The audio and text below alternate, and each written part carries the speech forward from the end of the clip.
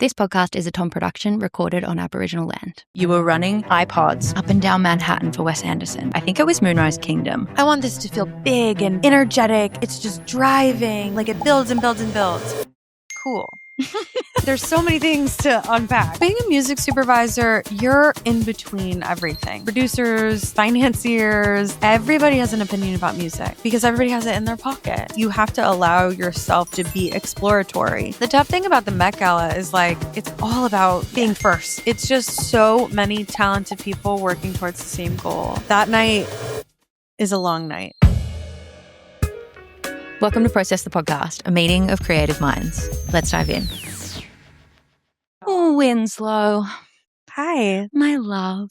We've known each other for a really long time, more than 10 years, 15, I think. Well, when did you move to New York? Because 2011, and I met you on my second night. Yeah, I was there basically. So yeah, so almost 15. Which makes us feel really 15 old. next fall. I think you came in the fall, right? Yeah, I did. And we met through Jessie, and I'm going to see Jessie tomorrow in Austin. So exciting. I know. So we've known each other for a really, really long time. And I was telling you at dinner the other night that when you were interning at the business that you are now co-president of, which is insane, you were telling me the stories of back in the day when you were literally doing them. You were running iPods up and down Manhattan for Wes Anderson because he was going away soon and he really wanted to listen to, I think it was Moonrise Kingdom.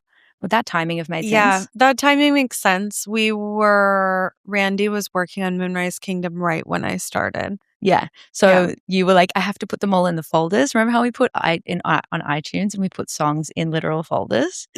I won't lie. When iTunes was changing, Randall Poster, who I work for, there was a lot of concern in the office. What does this mean? I mean, his library is insane, extensive. We're in our office right now, and you saw our extensive amount of CDs that also we will never part with. So you can imagine when iTunes was changing, there was a lot of anxiety. Yeah. I think everything moved over. I think we're good. But yeah, the iTunes folders for Randy are quite lengthy. I just thought it was so cool that you were running up and down town with iPods for Wes Anderson. I was like, wow. I burnt so many CDs. That's insane. The fact that no one is burning no one who walks into my office to work for this company will burn a single CD, it kind of pains me. Yeah. It kind of pains me. Talk me through what you do now. It was Search Party. Yeah. Now it's Premiere. Right. Yeah. So Randall Poster had started a advertising-focused music supervision company. I have no idea even what year it started now, but it was called Search Party. And a company called Premier Music Group, who I now work for, acquired it in 2020.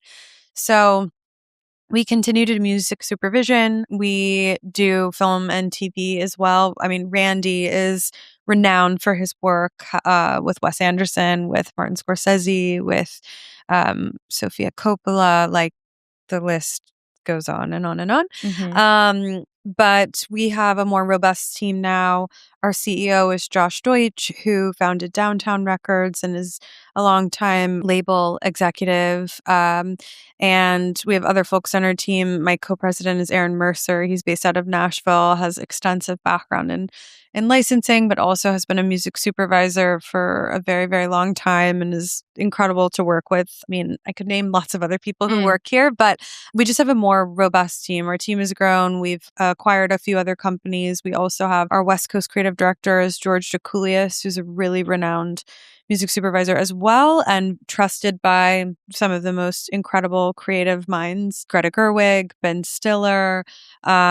He works on all of Noah Baumbach's projects. Wow. George is also a legend, and he came up under Rick Rubin, and he is super close with Petty and produced all the Black Crowes records. He's a legend on his own. Name dropped in a Beasties song. So we have a lot of fun here. Yeah, wow. So what is a music supervisor? If someone was to be like, a 4-year-old, how do you explain it? So, a 4-year-old, I might explain it.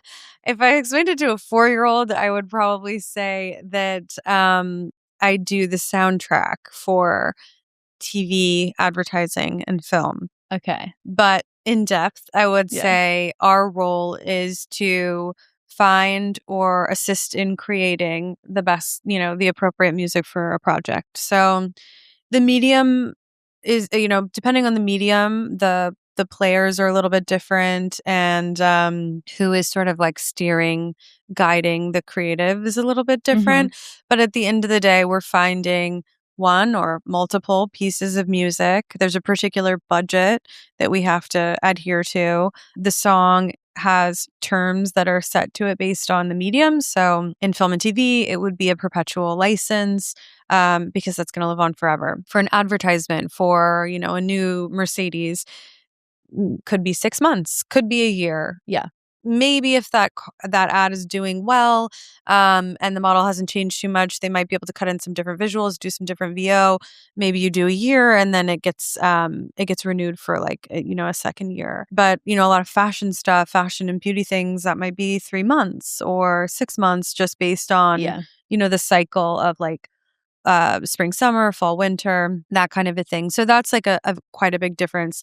The costs are different between the different mediums. What it costs to have a song in a Nike commercial versus in an independent film that was made for $100,000, like all of those factors are different. And then also we work with composers and create original music as well. So for advertising, we're often briefed, on original score, sometimes on covers, on remixes, a whole, a slew of things. And our model here at Premiere is a little bit different. We don't have composers who are on staff. Some music companies have, 5 composers on staff or 10 or however many. And they sometimes also supplement with freelance folks. But we always say that we like to use our Rolodex and go really to the source and curate the creative people that we are using for the project to match the creative that the team is looking for. So if we're getting a reference that is, we love the drums on Wilco songs, like we really want the drums to feel like that, then we might go talk to, Wilco's drummer and see what he's doing right now.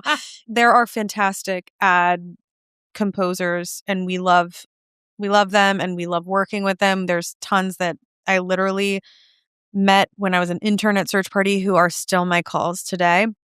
But we like to just mix it up. Being in an Australian podcast, I'm pretty sure most people have seen that Maggie Rogers clip with Pharrell. Yeah. That kind of environment is the NYU music experience of schooling that we're talking about, you going through, and these people. That was literally my school. Yeah. Not even like that kind of environment, but like that was my program actually. So yeah, I mean, that shows you like Maggie's super, super talented. Obviously, she's such a star. But the program is filled with really talented, incredible people who are multifaceted, and maybe some are more forward facing or pursuing more of an artist route, and then a lot are producers and songwriters. And so yeah, I honestly try to work with so many people from I could keep going on the people who I top from NYU, and whose careers I genuinely do try to like champion. Like I have a really close friend, her name's Anais, and she is just so talented. She released this beautiful album this year. I'm trying to find a home for some of those songs because I just want to support her in any way, and I want other people to hear her music because she just her voice is like transcendent. It's incredible, and her songwriting is so thoughtful, and her artistry is unmatched. I could talk about her all day. And she's beautiful. So I'll send you her stuff. When you talk about people like George, is the name of your creative director? George and Randy. Yeah. George and Randy being like legends. Yeah. And unbelievable, and the go-to of all of our favorite filmmakers. What do you think the traits are of a legend in this industry? Is it their ear? Are they like really great networkers? So they just and like very loyal to the people that they continue to work for. Like what are the traits of these two that happen to be men that have made them so great at what they do? Yeah. Well, being a music supervisor, you're in between everything. So you want to fulfill the vision of the director or the creative whose project, the creative who's driving the project. So with advertising, who's steering the ship is a little bit different. It's really project dependent, and it depends on the director. It depends on the team.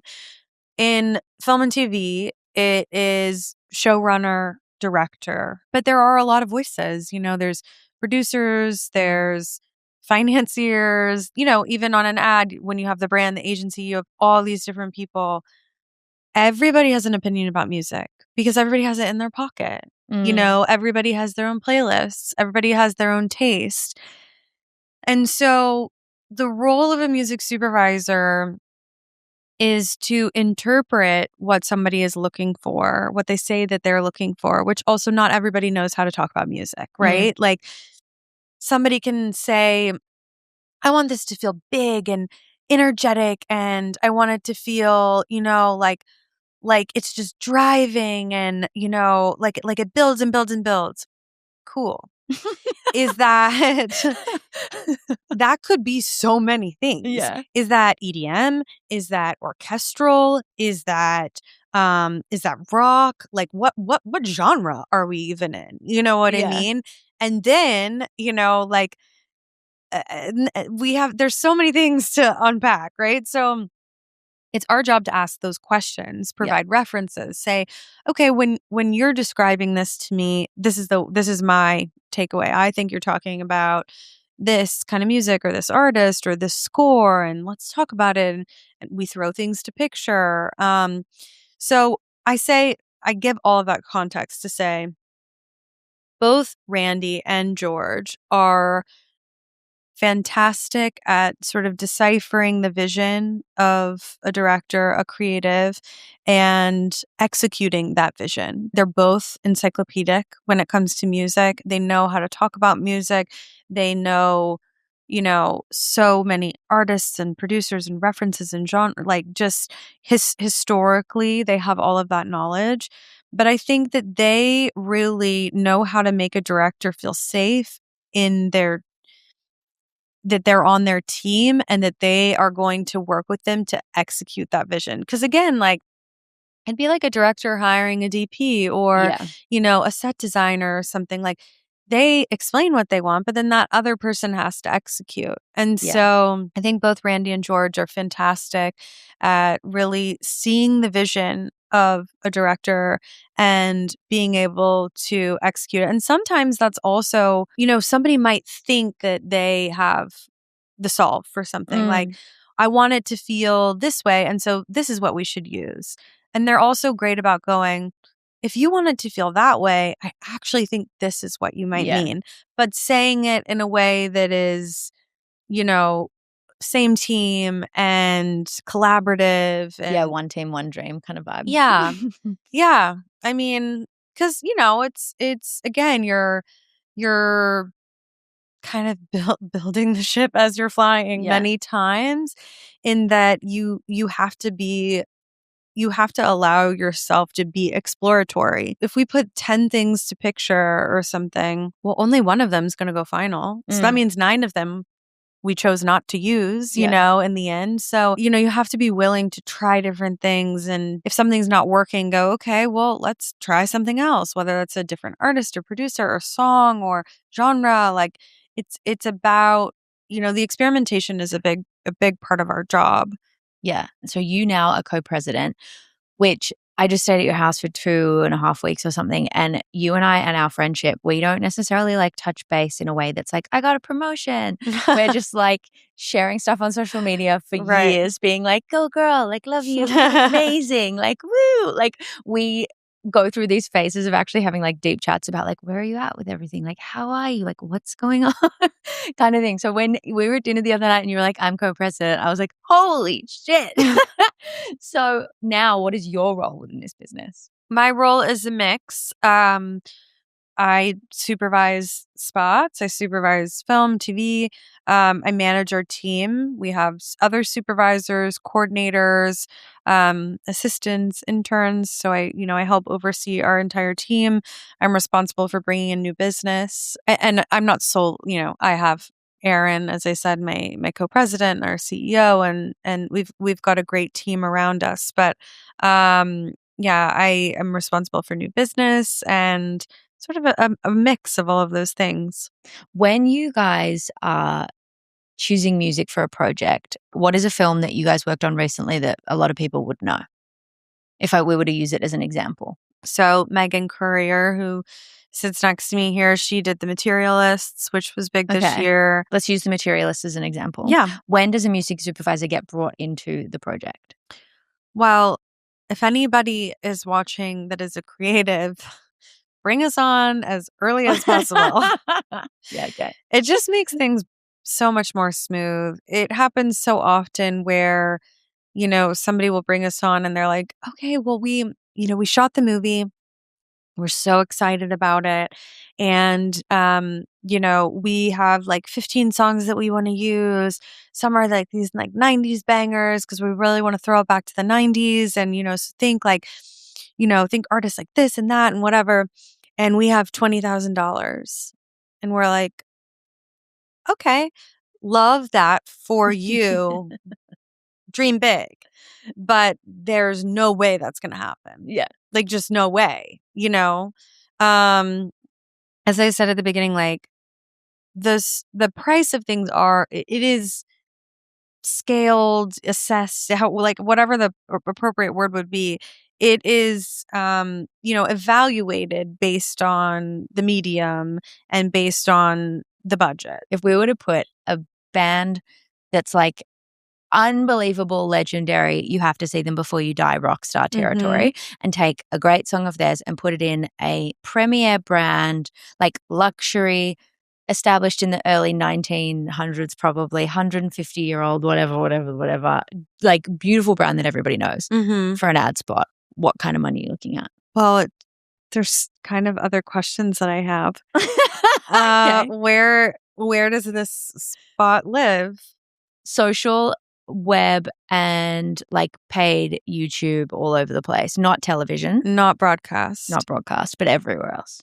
And that's global paid advertising. Like that's not just paid in the US, it's paid in Australia, paid in the global. UK, like global paid. Yeah. And how long? 6 months, a year? A year. It totally depends on the artist and the song, how often that song has been licensed, and how in demand it is. Okay, it depends on who owns it. Go like starting rate. But I don't know. It could be easily $1 million. Yeah, okay. I thought that like would be the easily case. 7 figures. And does a music supervision business make money from like a day rate that you guys are engaged, or a percentage of the music that you license? I would say everybody operates a little bit differently. Okay. Like some people might charge based on a percentage. Some people might charge a flat rate. Some people might have a deal with the brand where they're on retainer and they're so their structure might be a little bit different. Okay. So then if we were to go back to the question that you were in the middle of explaining through with talking about when you guys will bring people on, and you have said as early as possible because there's, how long is a piece of string? Yeah.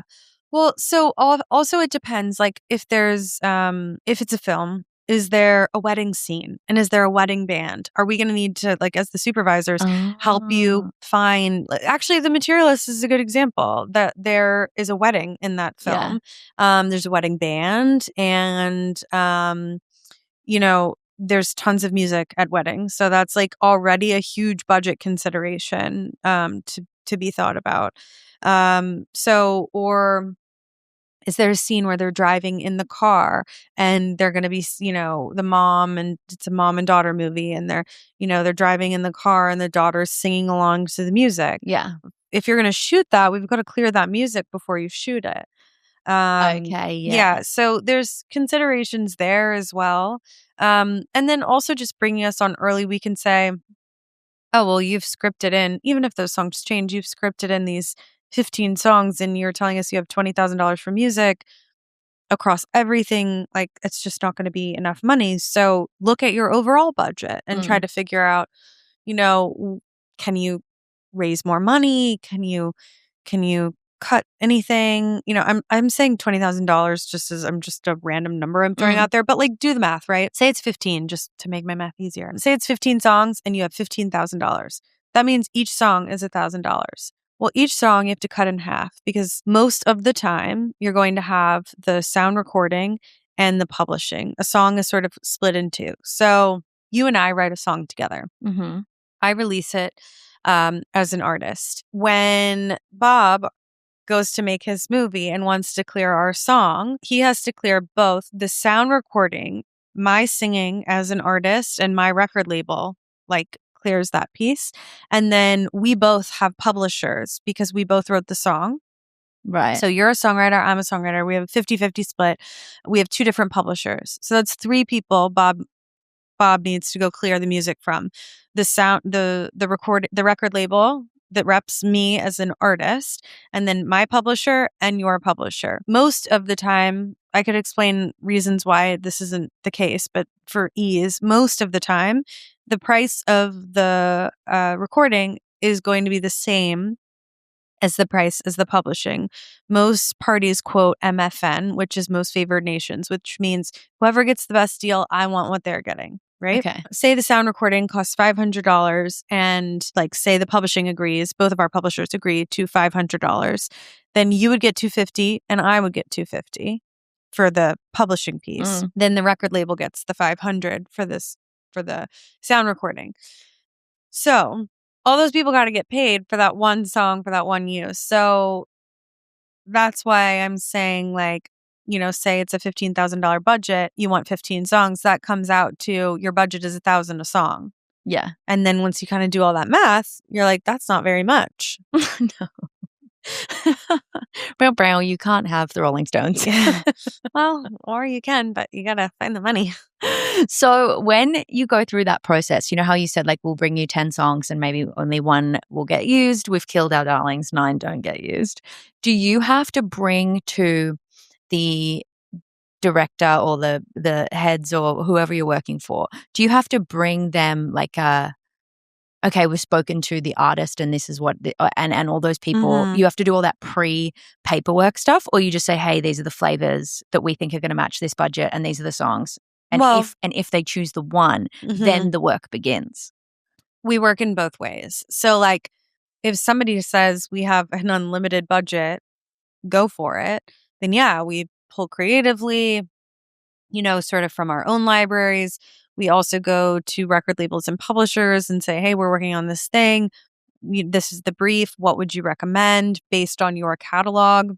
Giving enough context for them to be able to pitch us stuff around creative, but also, with the confidentiality of the brand and or the film or whatever it is. Many times, especially in advertising, there's a budget. I mean, in film and TV, there's always a budget too, but things happen in different phases and everything. So, but I would say for advertising, because it's usually only going to be one song in the ad, it's more cut and dry. Whereas a TV show, you might have a budget across 8 episodes, and then you might be mixing and matching and saying, okay, well, we're going to splurge more on this song. That means we need to, have some other cost saving songs in here for episode 2 because we're splurging in episode 4 because that's a really big music moment or something.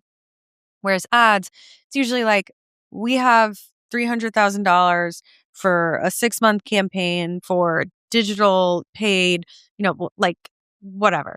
And then the way that we typically work is we can oftentimes kind of use our, again, internal knowledge and our sort of libraries based on other pitches we've done and things that we've seen come through. But we often rely on our label and publishing friends and go to them and say, hey, we've got this spot. We're looking for songs like this. And then they cull through their catalog and they know it best. And then they pitch us things that it always needs final artist approval. It always has to sort of get vetted by the artist teams, unless the label or publisher owns it outright with some of the acquisitions that have happened in recent years. But even then, there's a lot of people who they still want to maintain those relationships and have a courtesy, or maybe they're just pitching at this point. They haven't actually seen the creative. They want to see the creative. So this is just oftentimes a written brief from us. No visuals or anything like that. They'll pitch us stuff. And then we go to the brand or creative director, whomever, and say, hey, here are our selects. Here's, 15 options we think are great.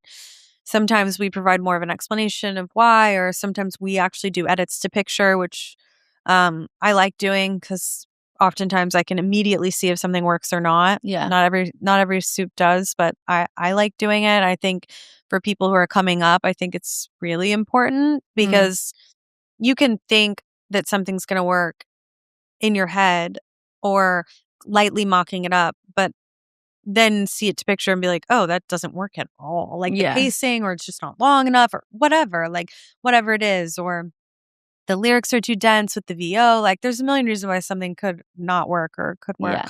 Yeah. So then we'll pitch those. We, oftentimes then they'll say, okay, we really like these 4, but can we get another round now fine tuning with this feedback?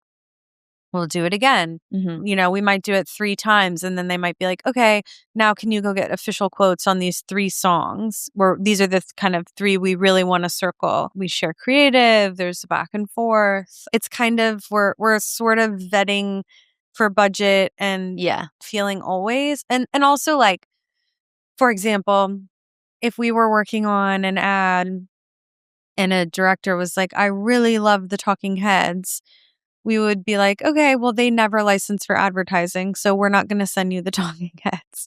There's some also historical knowledge that we have that we also, we try to educate our directors or creative directors or whomever and say, we can't pursue that because of XYZ, or this is for a jewelry brand and we actually just saw that a competitor of yours used Madonna on their spot, so we wouldn't recommend going down that road. We also have a back and forth about that. And some of that we just know from sort of, being up to speed on what's happening.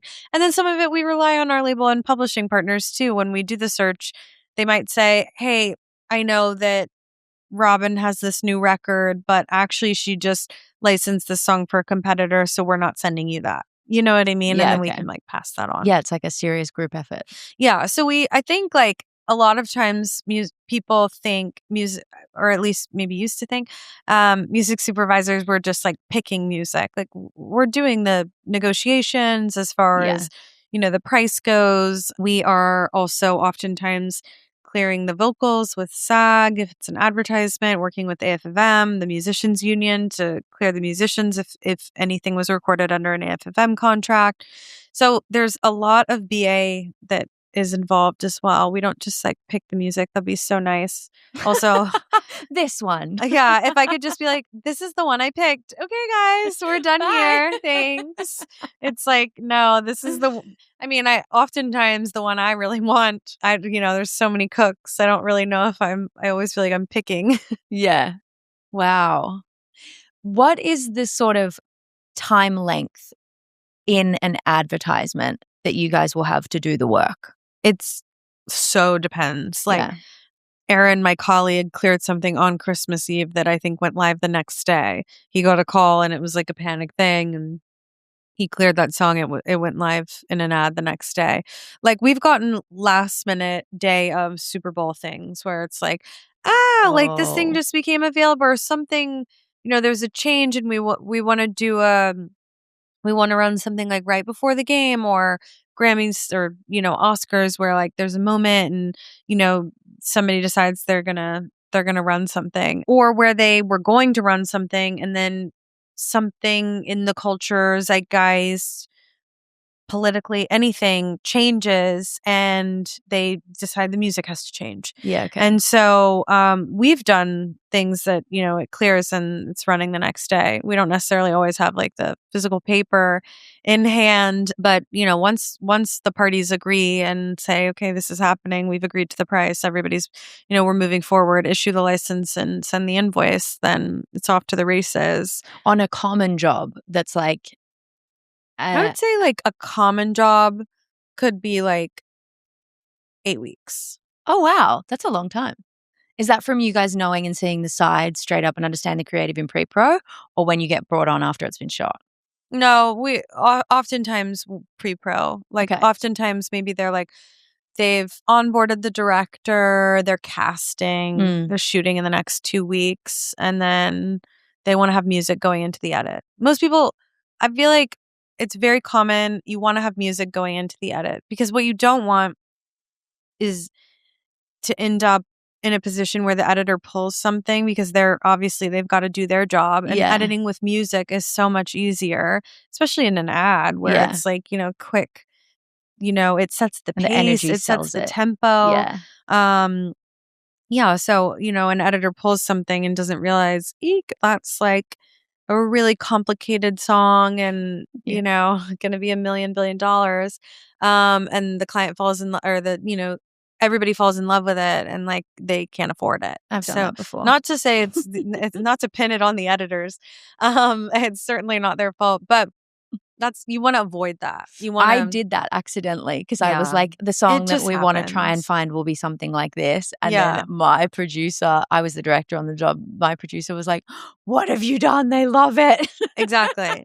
I know. Well, I yeah, didn't it's know, just I'm sorry. it's temp love. Like Yeah. where like something goes in and then everyone's obsessed with it, and then it makes it really hard to beat. And then nothing that they hear after that matches up Yeah, to they it. can't And hear they're it. like, oh, so bad. Yeah. Exactly. Exactly. It's really hard. So yeah, we try to come on, I mean, I say as early as possible, but like definitely around before the edit starts, which is also hard for us because then we don't have something to see. Yeah.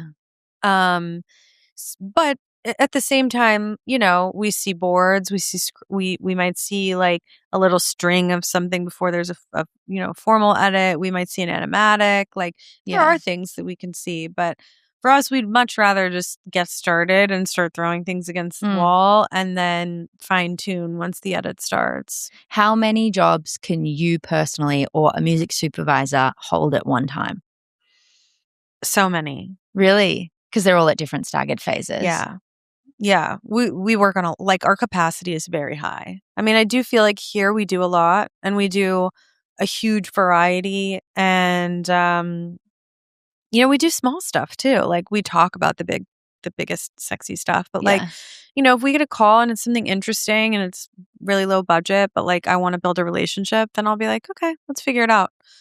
So, or if it's somebody who I've worked with a lot and I like them and I want to do them a favor, then I'll do it. I think that's the ethos here at our company, but it's also, that's kind of from the top down. Like Randy does projects where it's not a Bond movie. It's a little doc that a friend of his is directing, but he wants to help his friend and he wants it to be great. Yeah. Like I think that's a top down mentality. So of course, we want to be valued for the work that we do. And, we have a nice office and need to be able to, make, be paid for the work that we do. But at the same time, like we are in a creative business and we are in a business of people pursuing their dreams, as cheesy as that sounds. And so, yeah, we do big stuff and small stuff. And how many jobs would you be holding at one time? 10? Personally? Yeah. And then each of your counterparts in the business is also holding that many? No, I wouldn't say that, because we have coordinators and assistants, and so they're working on different things as well. And they're helping everybody do their load. Yeah. Yeah. So it's not like each person who is an employee here has 10 active jobs that they're doing. Yeah, okay. And then some, again, they might be in different phases. Like some might be early days where it's like, okay, say it's a movie and we're onboarding a composer. It's like, we're not going to know really, it's a doc. We're not going to know the supervision cues till like we start to really see an assembly, but the composer's doing some stuff now. Right. We did a cover of something and now we're just sort of fine tuning that cover. We're just trying to get it right. We're in the edit, the publishing is clear, that piece is done. We have the deal with the producer, but it's just like the producer's kind of still working on the, fine tuning that, and we're the liaison. We essentially hired the producer and brought them on board for the project. So, and then there's other things where I would say the most active work is when we're doing searches for stuff where it's like, okay, we've got this new Google product and, this is the brief and we need tracks by tomorrow. And we turn them around. Okay, we get quick feedback like later on that day. Okay, we like these two, but all of this other stuff didn't work and we need a new round. And also we had this other idea left of center, but what if can we also pull tracks in a neoclassical direction. Okay, so we're doing this pop direction and this neoclassical direction. So now we're doing that. Like that's like the really churn and burn, like active stuff. But then you have other things that are sort of that move at different speeds. Okay, so when I saw you last in Tamarama, you were working on something for Tiffany. Mm-hmm. You guys have also done Happy Together with Mark Ronson and King Princess. Can we talk about how that comes to be? So Tiffany is your client, the director or Tiffany or the agency hire you guys? On that particular one, the agency hired us. Okay. We've worked with Tiffany, we've worked with them directly, we've worked through agencies, but on that one, we were really close with the agency and the agency's creative director, and they hired us. Okay. And did you lead that one as Yeah. the music supervisor? Yeah. Okay. So how does that job get introduced to you? So they came to us and they said, we have a him and her fragrance. So we want to do a cover of some kind of love song with a male and female artist. And Okay. we want it to be a unique duo, like either somebody unexpected together, somebody who has a relationship but maybe hasn't done something together, like a song together. We need to find the connective tissue. So first we go out and find the song. Well, I wouldn't say first actually. In this case we're kind of parallel pathing. We're doing searches to find the song. So we're going to only publishers in that case because we're not going to license the original Turtles recording. Okay. We're going to license only the composition and create our own version. Okay. So we're going to publishers and saying, we're looking for love songs that we can reimagine.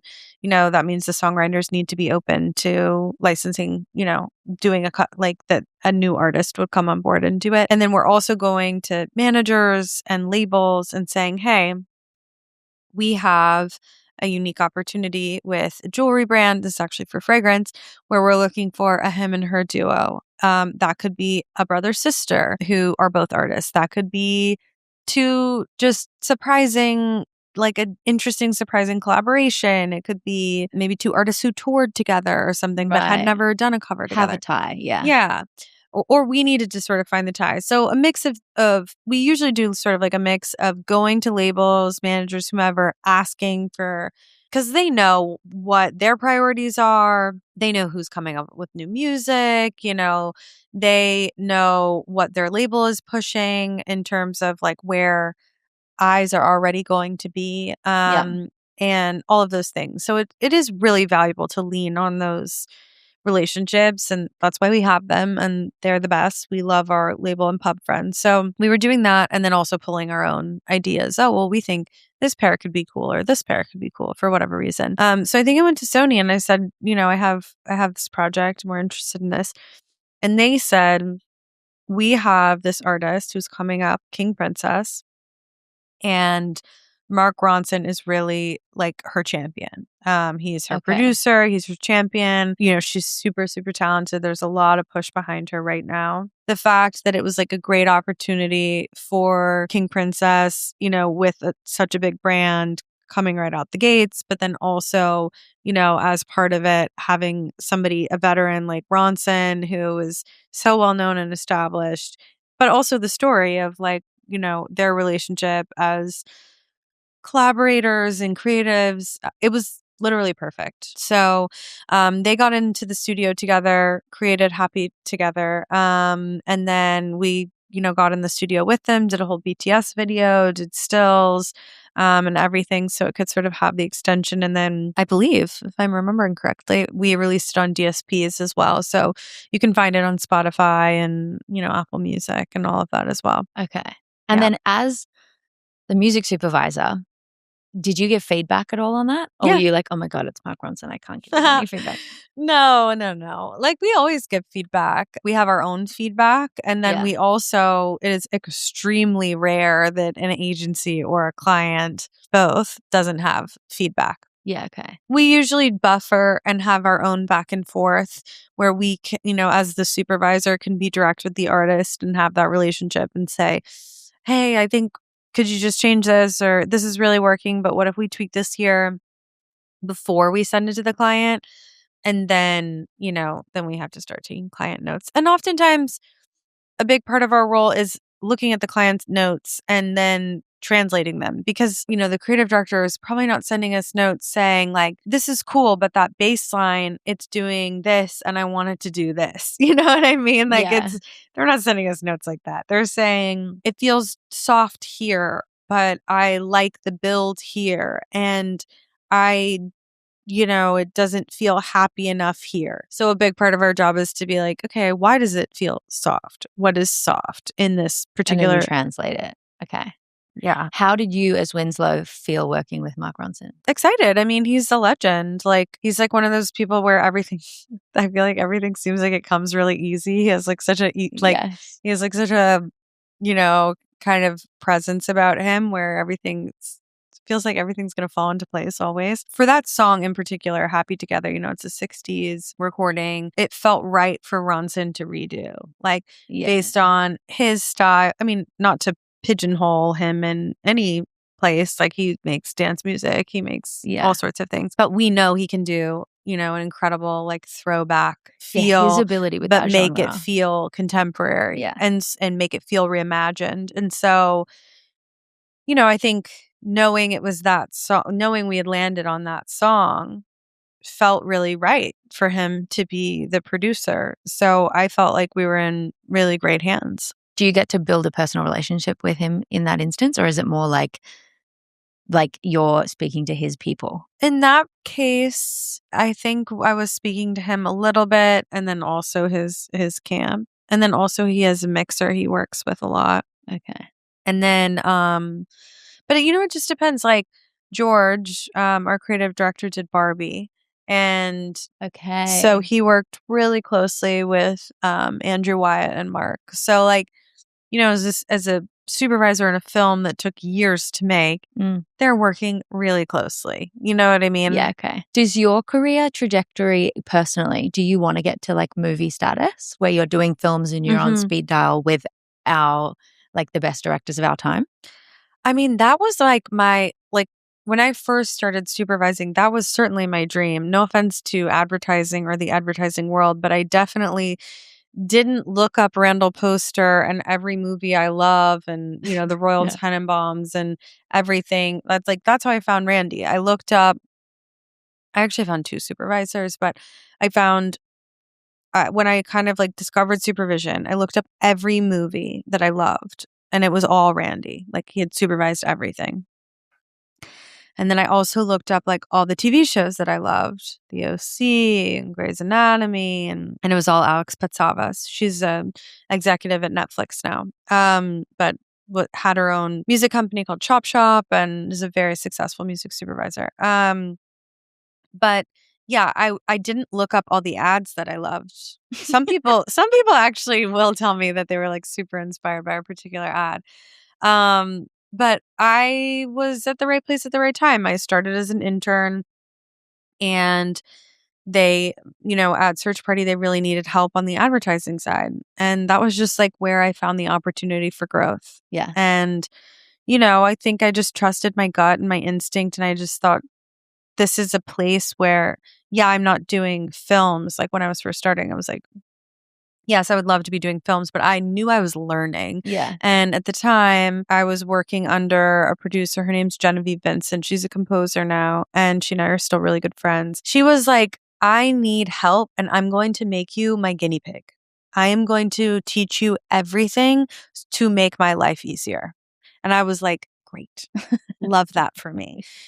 So I just saw an opportunity for growth and ran with it. And then, I always thought I would get more into the film and TV opportunities, and then other opportunities kind of presented themselves in advertising. So that was where my really growth trajectory happened, was more in that lane. But I do movies and, I do TV shows as well. And of course I would love to have, really established relationships and be on speed dial with filmmakers that I'm inspired by and love, of course. I think there is something satisfactory about ads that they move really fast. And there is something that I like there. Movies can take 3 years. That's Longer. a really long time. Longer, You yeah. know? So like there is something nice about being like, whew, done. Okay, what's next? You know? But I like being able to do all of it because, you know, you have movies that are kind of like take 3 years, you have ads that are like this. I like the variety. It means I'm listening to a lot of different music. It means I'm talking to a lot of different types of people.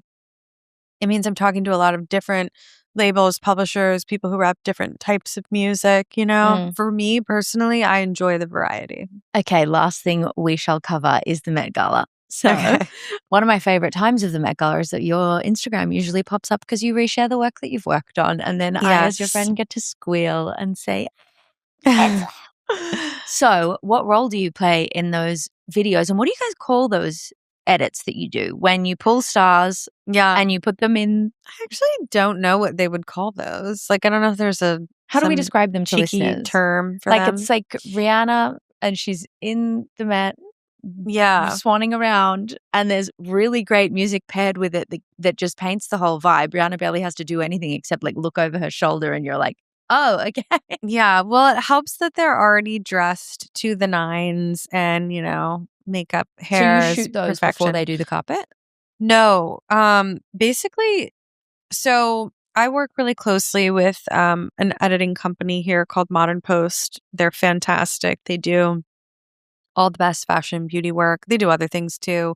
You know, they do Target spots. They do everything. But their fashion and beauty work, I feel like is really just top notch, exceptional in terms of oftentimes what they're known for. All of their work is exceptional and I love them. But they roped me in to start working on the Met Gala stuff because they had a director who was directing these little snippets. So basically, I don't know what to call them. Films, snippets, like they're anywhere between 5 seconds to like 2 minutes. Yeah. They're little fashion films that are shot on location at the Met Gala, sometimes on the roof, sometimes outside, sometimes inside.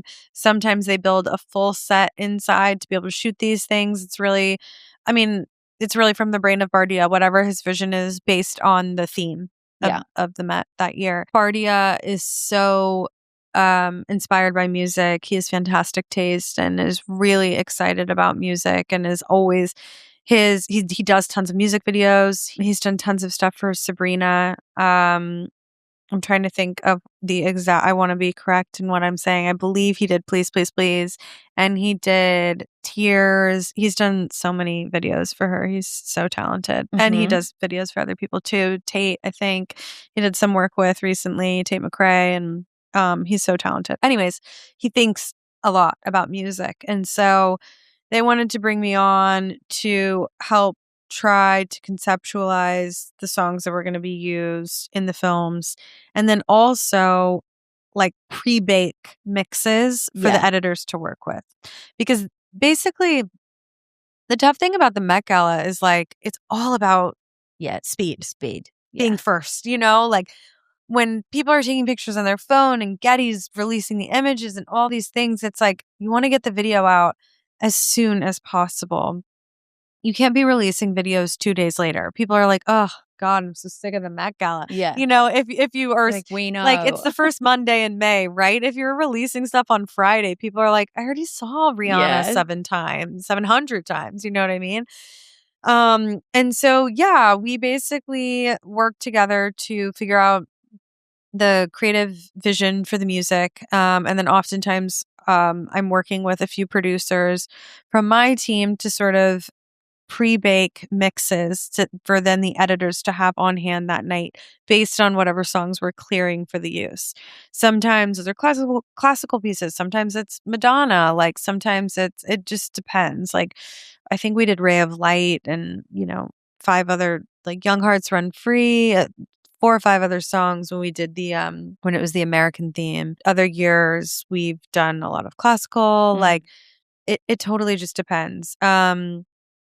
But, you know, you want those mixes to feel TikTok-y, viral, like, you know, we're so used to hearing sounds on social that are, sometimes it's music, sometimes it's film clips, sometimes it's sound bites.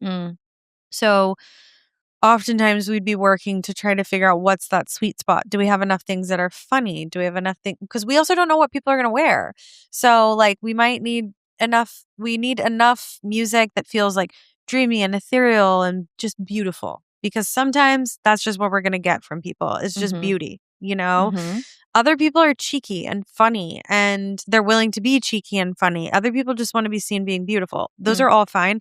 But all of that energy sort of, it changes how they then interact on whatever the set is that Bardia kind of creates. Right. Then we need music for all of those different instances because we can't just have 15 videos of the same music. Yes. Like people will just be everything has to feel like a unique world. Yeah. People will just be, again, they'll be like, oh, I already heard this. Like I already saw this. Like they'll be sort of dismissive of it. So you have to find different ways to pop. And so, yeah, we pre-bake these mixes. Some of them get used, some of them don't, but it's basically to have on hand for the editors because the editors are all at the Met Gala that night. Yeah. We're there. We get there at like 3:00 or something, set up, ready to go. Everything starts at, 5 or 6 or something. And then as soon as people start going in, Bardia's team at Art and Commerce starts pulling people off the red carpet. Hey, can we grab you for a thing? Some people will be like, absolutely not. Like some people will be like, yeah, that sounds so fun. Like totally depends on the person. Some people know him because he's done this several times. Yeah. And so they'll start pulling people and then just, funneling people in, trying to see what they can get. It's just a race. It's just a race, to the finish line. Obviously like the creatives have to, or the editors have to then be happy with the edits. Bardia has to see it in between him shooting stuff. Like, yeah, wow. Then they fly people back for the, they're going back to the dinner, back to the thing. And I think we get kicked out at 2 a.m. Okay. Yeah. So I'm pretty sure if I'm remembering correctly, like around 2, they're like, all right, gotta go. Because they open the museum, I think like the next day. Maybe they close the next day. But either way, they're like, you can't sleep here. So we leave and then, resume the next morning as early as possible again to try to like get things out as quickly as we can. So how do you get the music when you don't know, like when you're not really able to tell the publishing what it's getting put to because you don't know what talent is there and then also what vibe it is. You just have to be like, trust me. Yeah. So actually, I work with like when Rena used to say, just let me. Just let me. I haven't heard that in a long time. It's one of our old friends. She used to say that line and it was so cute and then it would get so annoying. Yeah. So I work with a great supervisor who's actually in-house at Condé Nast. Yeah. And she does the clearance. But in doing that, and so I just am able to focus on whatever like Bardia's, if the director's, I've only actually worked on Met Gala stuff with Bardia. So I'm able to focus on like creatively, what is he looking for? And she pulls ideas too. Like we're very collaborative. She's awesome. But I'm able to focus on like, what is the overall creative goal? And, how can we make this special for social and for these films. He usually has a pretty extensive like visual identity built and deck and everything built based on how he's going to shoot, where he's going to shoot in the museum. Again, are they using what's in the museum? Are they building sets? Like what's the theme of the show? All of that stuff. So they can share that with the publishers and the labels and stuff beforehand. Okay. And then because this stuff is going live that night, we just have to pre-clear things. We pre-clear, or I should say Jess pre-clears like 5 to 10 songs or something. And then the ones that get used, are then papered and paid for and everything. But we might be playing with those songs and seeing how they would work in mixes. And maybe we discover like, oh, these 4 are actually really good. They provide enough sections. Like they give us a lot to work with. This one, it's harder to work with. And we end up not using that. Right. Okay. So do you sit with the editors in that moment and say, oh, you should try the back of that song? That's really so that's when I actually have producers that I usually bring on board who are technically, part of my team, music producers, and say, let's try this part of this song. Let's try this part. And I say, like, give me a mix that's 15 seconds. It starts like this. You can imagine somebody's wearing like a huge dress and then there's like a reveal. Yeah. Or there's like comedic thing and a reveal, right? So, that's a lot of social too. If you think about like the storytelling in these like really small clips, like there's like there's a moment that there's like some kind of like reveal oftentimes. And so we do those mixes, and then we fine tune those mixes ahead of the Met Gala, like a month leading up to it, basically. And then I send everything to the editors to have that night. And honestly, I even send the stems, which is like the individual, assets of the mix, so that they can play with it, because they're all the Modern Post team is so amazing. They're all so musical. And so then they play with it, fine tune. They might be like, oh, I don't need, the bass doesn't work here. Can they change songs like that? Well, I'm not sending them the stems of the song, which that's a different, sometimes yes, but I'm not sending them the stems of the song. I'm sending them the stems of the mix that we created. That's like sound design, and maybe it's a classical piece going into a pop piece, or got it. So they have all those like little assets. We've worked in both ways. Sometimes some editors use those stems, and then everything's moving so fast. Sometimes they just can use the mix and it's fine. And then sometimes I've had them the night of be like, okay, based on this one thing that we shot, like, if we had this, but it moved into this, it would be perfect. And I get on the phone and I call one of the producers, and I'm like, and they're usually standing by, and I'm like, can you just make this really quick tweak? Like, it's like, this. Yeah. Okay. Yeah. That night is a long night. Yeah, but there's always one in our careers that we're like, that was wild, but incredibly fun. Like it's one of those things. It kind of feels like camp or something. It's just so many talented people working towards the same goal. And I'm sure for the people who actually, I have a friend who is a set designer and architect, and I should ask her like I should get her to describe her job to me so that I can articulate it better. But she does the set design and overall design for everything from like a big Cartier event to like a Marc Jacobs runway show, to her company also does the Met Gala. It's called Project.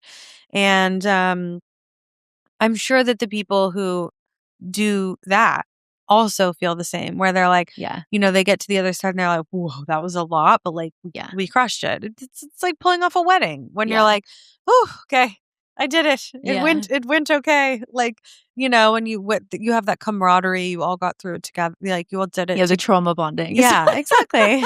You all did it together. Yeah. Those experiences, I think, make for the best creative relationships, because whenever you see them again, you're just like, remember that? Like, that was crazy. But the Met Gala, coming from Australia, the Met Gala it stops the world on socials because everybody tunes in. So the work that you do on it is so fun. It is fun. In Australia, music supervisors unfortunately don't have the privilege of working on projects that are so global as phenomenons. Everything's very localized, obviously. So it's so fun to chat to you and just know the projects that you're talking about, and have your seniors in the business be working on projects that we're all like, oh my God, I know that. That's amazing. I do have to shout out Australia. Yes. Specifically, actually, there is a supervision company called Level 2. Carl at Level 2 built this platform called Disco. Yes. Which is what every music supervisor now uses as their music storage. I actually need to talk to you about this, because Carl has asked me to write their social strategy, because they want to do more in the space, and I have no idea how to even do that. I mean, Disco is huge. Do you know Tim from Disco? No, okay, never mind. I only know Carl. I don't think so. Okay. Sorry to Tim if I'm. Sorry, Tim. Sorry, Tim, if I don't know if I have met you and I just don't remember. But yeah, I mean, Disco's completely changed the way that music supervisors work. Okay. It's an incredibly helpful platform, and I literally use it every day. I'm on it all day. We all are on it all day. I mean, the easiest way to describe it is it's like where we make all of our playlists. Yes. But it can tell you things like it can show, if you look at a playlist that you say I make love songs for Tiffany, I can go to that and then I can be like, oh, Happy Together. Well, I already used that, but where else have I pitched that? And I can see every playlist where I've pitched Happy Together. Oh, Like wow. it's also, it'll be like, oh, if you like this song, you might like this song, which like, it doesn't always check the box I need, but sometimes a lot of times as a supervisor, it's just about getting your brain to go down another rabbit hole. Yeah. You know what I mean? Like, so it's about something that then makes me go like, okay, well, that doesn't work, but that made me think of this and this could work. So it's just sometimes about the little reminders that go, ooh, okay, I'm going to pivot and go this way now. So, especially when you, as a creative, getting stuck, you got to find your way out, you know? And so when you have those little like prompts and things that can make you think differently, it can get you out of your, being We stuck. have one called Frame Set, which is like it's like Pinterest, but for film. Okay. And you can type in woman standing on the roof of a car. Yeah. And you're like, I think I want it to look like a coming of age film with like some fucking moody colors. I don't really know. And then you type that in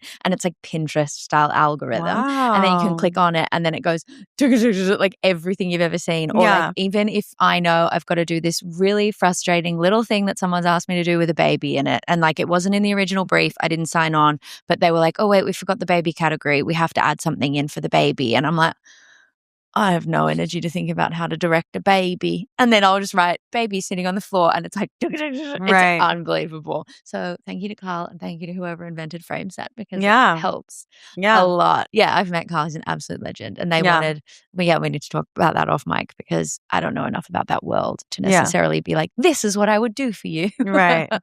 Yeah. Thank you so much for joining me on Process. Yes, love it. So fun. Thank you for having me. You also were thinking about starting a podcast with your sisters. Yes. For context, Winslow has 3 sisters and one brother. She's one of 5.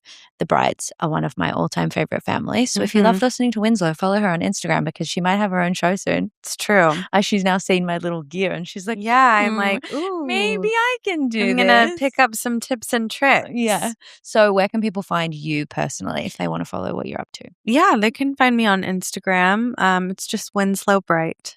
The best name of all time. And if they wanted to get more awareness of this business, Premiere, how do people find that? PremiereMusicGroup.com. Okay, amazing. Yeah, and we're on social as well, LinkedIn and everything. Okay, amazing. Yeah. Thanks, Winnie. Yeah, of course. Thank you. This was fun. Bye. Bye. That is it for today's episode. We have packed the show notes with links and references to pretty much everything that we talked about.